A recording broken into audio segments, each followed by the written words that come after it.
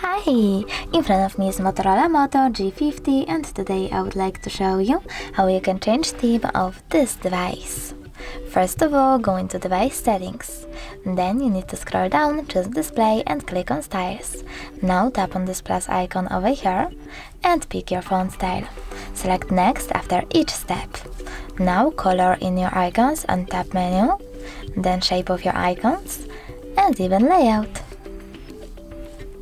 Following that, you need to name your theme however you wish to. Tap done and select apply. So now as you can see, theme of my device has changed. If you wish to go back into the default one, you can always do that by tapping on display, choosing styles and picking Moto theme. But you can also pick one of those, for example Bloom, and apply it the same way. Thanks so much for watching. If you enjoyed this video, don't forget to leave a like, comment and subscribe. Bye!